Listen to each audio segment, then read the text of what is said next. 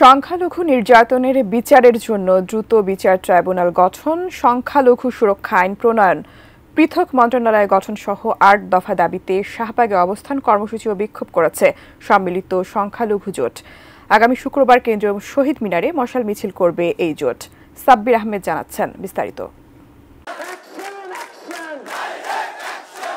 পূর্ব ঘোষিত কর্মসূচি অনুযায়ী সনাতন ধর্মাবলম্বীদের ৮ দফা দাবিতে বিকেলে শাহবাগে মানববন্ধন কর্মসূচি পালনের কথা থাকলেও তা বিক্ষোভ কর্মসূচিতে রূপ নেয়।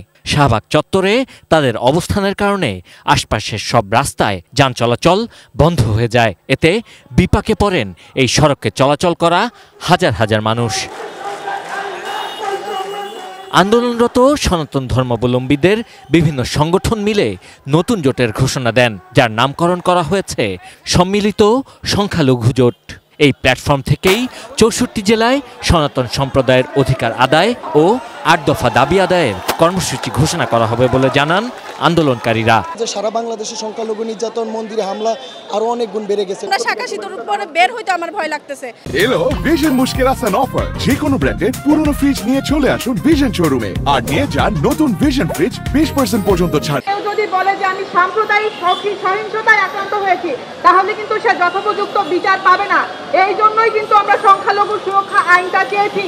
দুর্গাপূজার আগে তাদের ৮ দফা দাবি পূরণ না হলে দেশের ২ কোটি সনাতন ধর্মের মানুষ রাস্তায় নেমে আসবে বলেও হুঁশিয়ারি দেন আন্দোলনকারীরা।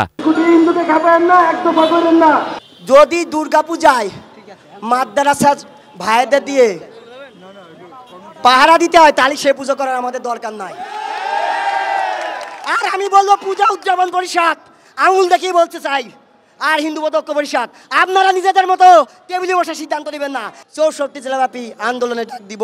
শুক্রবার সময় ৩ ঘটিকা, বিক্ষোভ সমাবেশ ও মশাল মিছিল। কর্মসূচি ঘোষণার পর আন্দোলনকারীরা সরে গেলে সন্ধ্যা ৬:৩০ নাগাদ শাহবাগ ও আশপাশের এলাকার যান চলাচল স্বাভাবিক হয়। Sabbir Ahmed, ATN news, Dhaka.